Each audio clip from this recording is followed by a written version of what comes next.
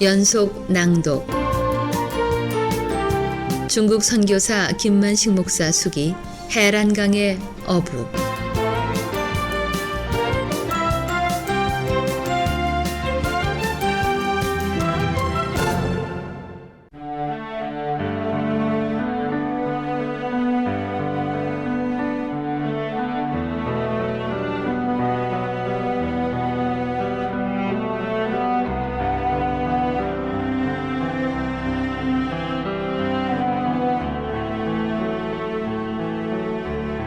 내가 영주권을 얻도록 무상으로 위장 결혼을 해주겠다는 그녀. 다음부터 그녀의 집을 갈 때는 예수님 그림을 외면해야 되겠다고 생각했다. 내 마음이 그렇게 해야 편할 것 같았기 때문이다. 위장 결혼식을 타코마 시청에 가서 해야 하는데 미국에서 결혼식이라는 것은 시청 결혼 담당 판사 앞에 가서 결혼하는 두 당사자가 오른손을 들고 선서하는 것이라고 했다. 시간은 5분도 걸리지 않고 판사가 결혼증서에 사인을 하면 부부가 된다는 서방 국가의 결혼식. 결혼선서 사흘을 남겨두었던 날. 그날도 결혼 인터뷰 준비차 그녀의 집을 방문해서 예수님이 승천하는 그림을 무심코 바라보았을 때였다. 주님은 나에게 마치 이렇게 질문하시는 것 같았다. 세상 만사를 내가 다 지었거늘 영주권이 무엇이 그렇게 소중하다고 불법을 저지르면서까지 취득하려고 하느냐. 전능자라고 고백하는 나를 믿지 못하고 나보다 더 영주권을 사랑하는 것은 마음속에서 영주권을 우상으로 섬기는 것이라고 지적해 주셨다. 그 순간 나도 모르게 무릎을 꿇고 말았다.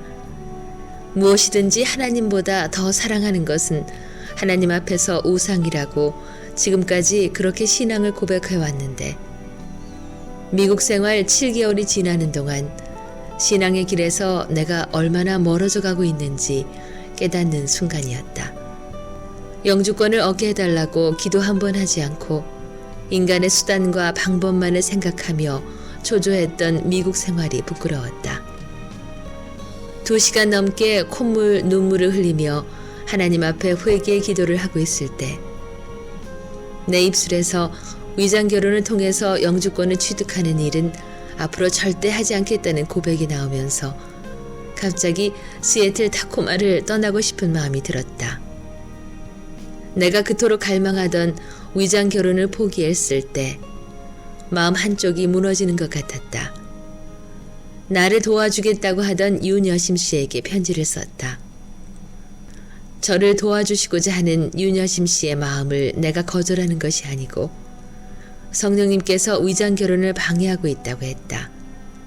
그리고 타코마를 떠난다고 짧게 썼다. 내 친구 목사에게 위장 결혼을 통해서 영주권을 취득하는 것을 하나님이 기뻐하지 않을 것 같아서 회개하며 기도했던 일들을 얘기해주고 캐나다 밴쿠버에서 출발해 캘리포니아 샌디에고까지 가는 그레하운드 고속버스를 타고 시애틀 타코마를 떠나 30여 시간 만에 LA에 도착했다. 운전기사를 4번이나 바꾸어 가면서 달려가는 고속버스. 잘 닦아진 고속버스는 미국의 부를 상징하는 것 같았다. 가도 끝이 없는 캘리포니아 평야는 지평선 밖에 보이지 않았다. 산이 없는 넓고도 넓은 평야에 소형 비행기로 걸음을 주고 씨앗을 뿌린다고 옆자리에 함께 앉아가는 미국 학생이 말해주었다. 비행기로 농사를 짓다니. 끝없이 펼쳐진 목화밭, 누렇게 익어가는 벼이삭들, 황금 물결을 이룬 캘리포니아 벌판. 미국은 정말 풍요로운 나라였다. 이렇게 부유함이 넘치고 풍요함과 평화로움이 조화를 이루고 있지만 내 마음속엔 풍요함과 아름다움이 없었다.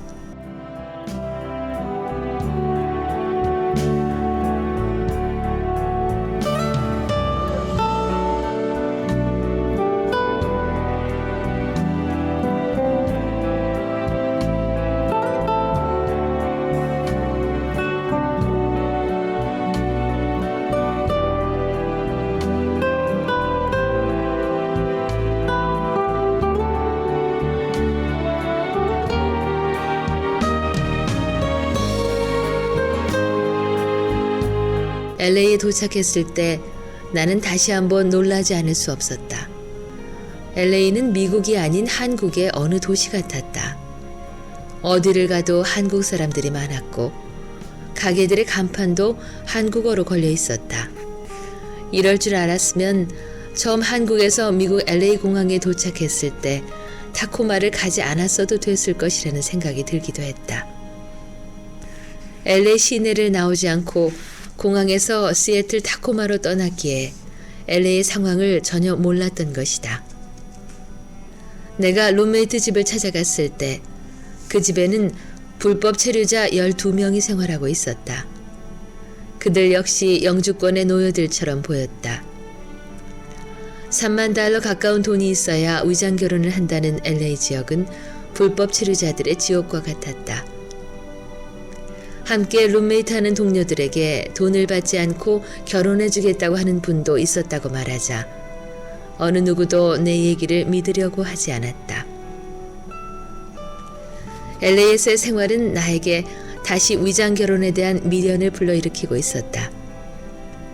처음 일자리를 찾았을 때 일주일에 $150씩 주급을 받고 자동차 정비 공장에서 일하게 됐는데 한 달도 되지 않아서 쫓겨나는 신세가 됐다. 영주권이 없다는 이유였다. 만약 불법 체류자를 고용해서 적발되면 많은 벌금을 노동청에 납부해야 된다고 하면서 불안하다고 했다.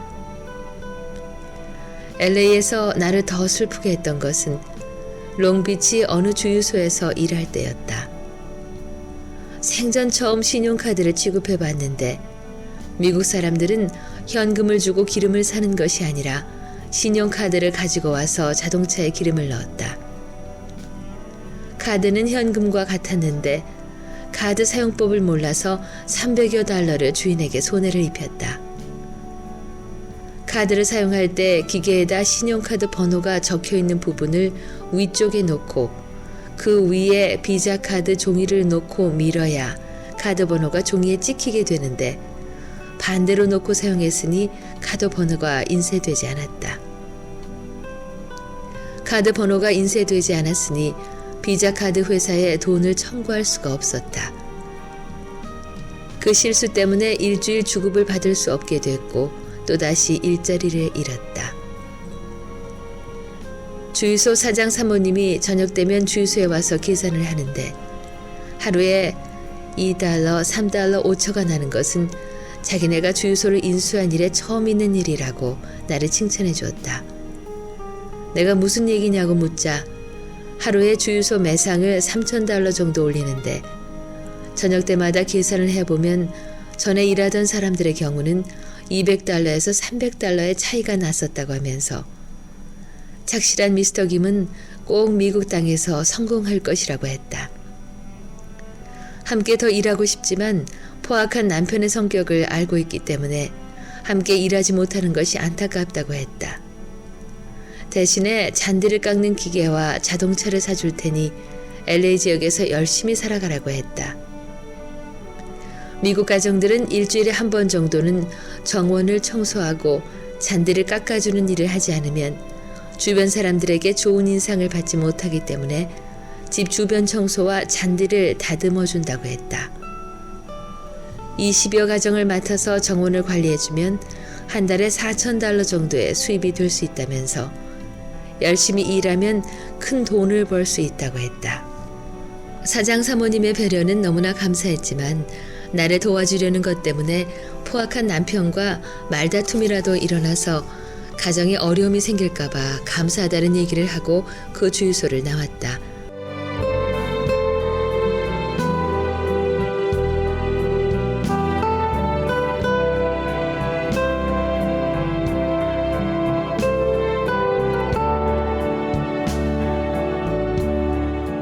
세 번째 얻은 일자리 역시 주유원으로 하루에 14시간씩 일하는 곳이었다. 한 달에 $1,070를 받았다. 다른 집은 일주일에 한 번씩 주급을 주는데 그곳은 월급으로 주었다. 동생과 형이 함께 운영하는 주유소는 자동차 정비도 하고 있었는데 교회 장로님이라고 하는 형은 자동차 정비만 관리하고 있었다. 나는 주유소 주유원으로 일하면서 가끔씩은 장로님이 지시하는 일을 도와드리고 있었는데 자동차 라디에이터에 넣는 클런트 1갤런 부동액 통에서 3분의 1 원액을 따라내고 물을 타는 수법으로 손님들을 속이고 있었다. 나는 어느 날 장로님에게 부정을 해서 돈을 모은다면 돈의 우상이 될 수도 있다고 얘기하자 미스터 김은 미국 사람이 되려면 아직 멀었다고 하면서 이 세상에서 부정을 하지 않으면 돈을 벌 수 없다고 말하는 장로님의 말을 들으며 거룩한 생애를 고백했던 장로님의 그 첫 마음을 회복시켜 달라고 하나님께 기도했다.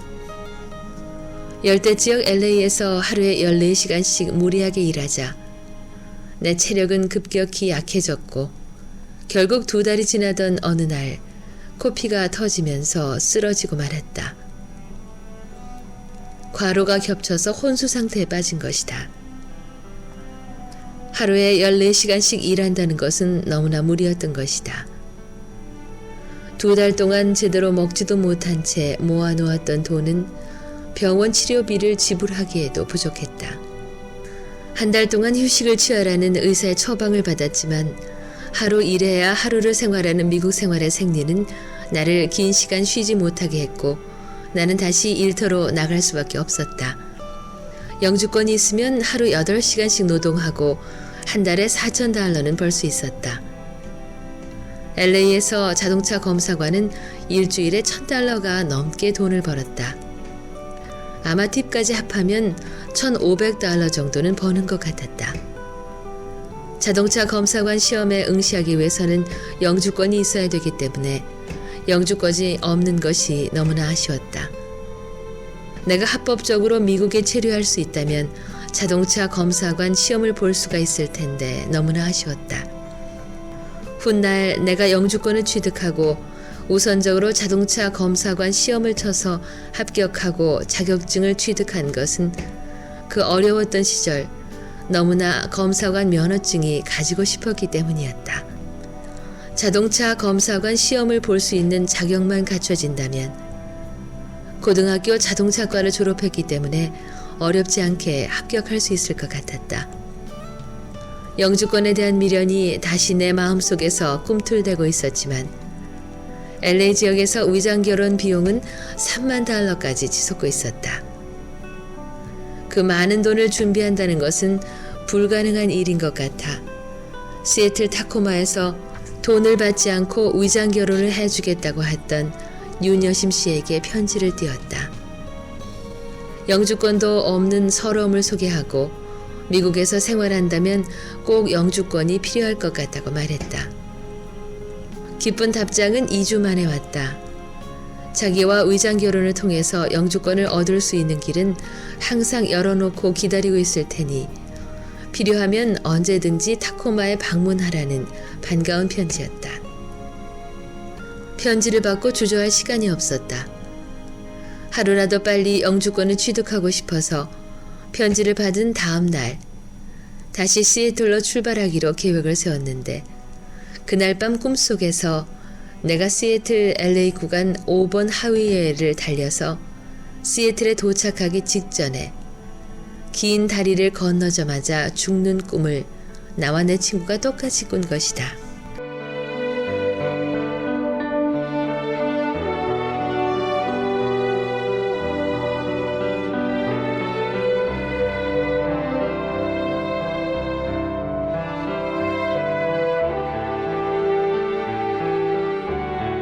타코마에 있는 친구 목사가 LA에서 공부하기 위해서 캘리포니아로 내려왔는데 내가 너무나 영주권이 필요해서 다시 타코마에 내려가서 위장결혼을 하고 오겠다고 얘기하자 지난밤 꿈 얘기를 하면서 타코마에 들어가면 친구가 죽는 꿈을 꾸었다고 얘기를 했다.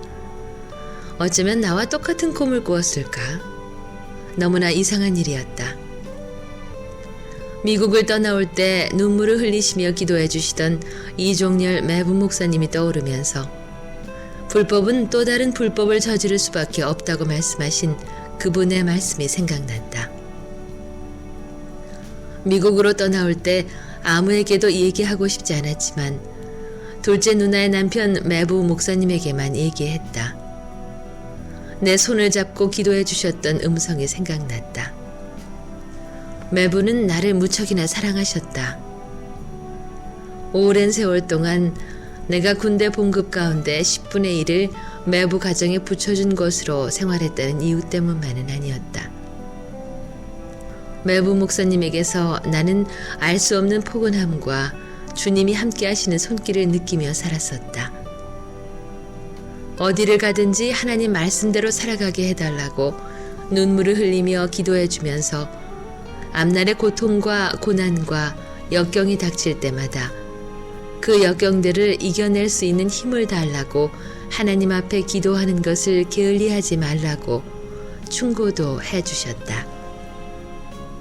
하나님을 경외하는 마음으로 진실이 살아가면 꼭 하나님의 도우심을 받는다고 하면서 자식에게 기도해 주시는 것처럼 기도해 주고 나를 환송해 주던 모습이 떠올랐다. 지난날 매부가 기도해 주셨던 그 음성이 너무나 생생하게 생각났다. 어떻게 나와 내 친구는 똑같은 꿈을 꾸었을까? 너무나도 이상한 그날 밤의 꿈은 또다시 계획했던 의장 결혼을 위해 타코마로 떠나고자 했던 나의 발걸음을 묶어놓았다. 내 친구도 간곡하게 시애틀로 가는 것을 막았다. 나는 한국에 있는 아내에게 전화를 했다. 이혼했던 서류를 다시 원상으로 복귀시키라고 하자 아내는 화를 내면서 미국에 간 사람들은 한국에 있는 아내들에게 이혼을 해달라고 소식이 오는데 당신은 이혼한 지가 5년이 넘었고 미국에 들어간 지가 1년이 됐는데 여지껏 위장 결혼을 하지 못하고 영주권을 취득하지 못했느냐는 핀잔이었다. 언제 영주권을 취득해서 가족을 미국으로 데려갈 수 있느냐면서 아내는 어린아이 셋을 키우는 어려운 현실을 말하며 불만을 터뜨렸다. 그러나 나는 하나님이 절대적으로 위장 결혼을 못하게 막으시는 것 같다고 설명하고 빨리 대야 면사무소로 가서 다시 혼인신고를 하도록 부탁했다. 앞으로 위장 결혼을 통해 영주권을 취득하는 일은 없을 것이라고 나는 말했다. 아내는 못내 아쉬워하면서도 그렇게 하겠노라고 했다. 그런데 바로 이것이 훗날 우리 가족이 미국에서 영주권을 취득하는데 결정적인 역할을 하게 될 줄이야.